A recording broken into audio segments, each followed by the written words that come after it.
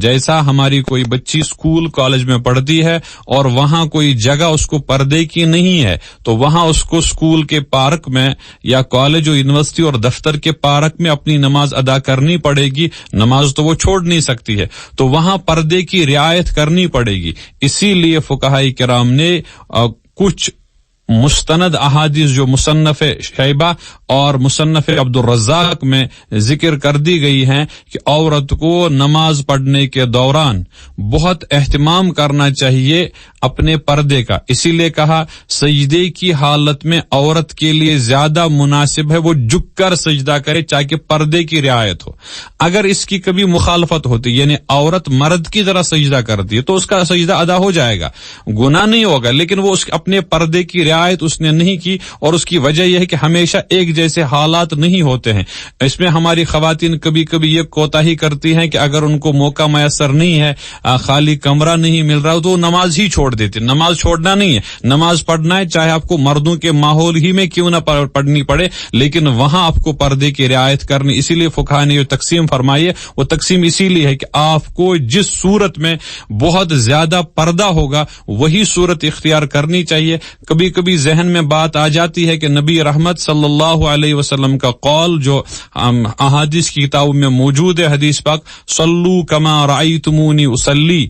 جس طرح ہمیں نماز پڑھتے ہوئے دیکھا گیا اسی طرح نماز پڑھو، بالکل یہ روایت درست ہے، لیکن خود میں نے اسی بخاری سے آپ کو ذکر کر دیا کہ وہاں خود تقسیم ہو چکی ہے کہ مرد اس طرح کریں گے، عورتیں اس طرح کریں گے۔ تو خواتین کے لیے پردے کی رعایت کے ساتھ نماز ادا کرنا اور اس میں جو احوال ان کے ہوں گے اس کی رعایت کریں گے تو وہاں سے وہ فرق ظاہر ہو جائے گا، لیکن ذہن میں رکھنا چاہیے یہ فرق فرض اور واجبات کا نہیں ہے بلکہ یہ صرف طریقہ ادا کا ہے، وہ بھی اولا اور غیر اولا کا مسئلہ ذہن میں رکھ کر۔ جہاں تک سجدے میں جانے کی بات ہے، جب آپ رکوع سے کھڑے ہو جائیں گے اس کے بعد سجدے میں جائیں گے تو جو آپ نے ذکر فرمایا کہ نبی علیہ السلام نے فرمایا اونٹ کی طرح نہیں جانا چاہیے، چونکہ اونٹ جب بیٹھتا ہے تو وہ پہلے اپنے سامنے والے ہاتھوں کو فولڈ کرتا ہے، ان پر دباؤ ڈالتا ہے، اس کے بعد اپنے پیچھے والے حصے کو، یہی درست بھی ابو داؤد میں روایت موجود ہے۔ اس لیے جب ہم سجدے میں جائیں گے تو اولا طریقہ یہ ہے، اولا مناسب کہ پہلے ہمارے گھٹنے زمین کے ساتھ ٹچ کریں،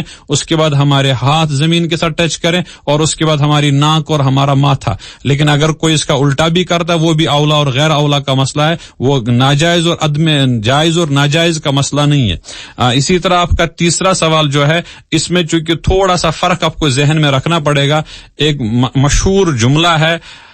من ادرک الرکوع فقد ادرک الرکعہ، جس نے رکوع پا لیا تو اس نے رکعت پا لی۔ اس لیے جب ہم نماز میں تاخیر سے پہنچیں گے تو ہم اللہ اکبر تو زبان سے کھڑے کھڑے ادا کریں ضروری، اس کے بعد امام جہاں ہے وہاں ہم شامل ہو جائیں۔ اب ہم اس وقت ثنا نہیں پڑھیں گے بلکہ امام کے ساتھ مل جائیں گے، اگر امام رکوع میں ہے تو رکوع میں پہنچ جائیں گے، اور اگر امام سجدے میں ہے تو سجدے میں پہنچ جائیں گے، تشہد کی حالت میں ہے تو تشہد میں پہنچ جائیں گے۔ باقی رہا آپ کا مسئلہ یہ کہ جب اس سورہ فاتحہ تو اس کی چھوٹ گئی، چونکہ جب اس نے رکوع پا لیا تو فقہاء احناف فرماتے ہیں کہ رکوع پانا اس بات کی دلیل ہے کہ اس کو کچھ نہ کچھ قیام ملا، اور امام نے چونکہ وہ قرات کر لی ہے اور امام کی قرات اس مقتدی کے لیے کافی ہے، وہ تب ہے جب آدمی تنہا نماز پڑھے تب تو اس کو سورہ فاتحہ پڑھنا ضروری ہے۔ من کان لہ امام فقرات الامام لہ قرات، ایک مستقل حدیث موجود ہے، البتہ دیگر فقہاء کرام کے ہاں اس کی تفصیلات دوسری ہیں،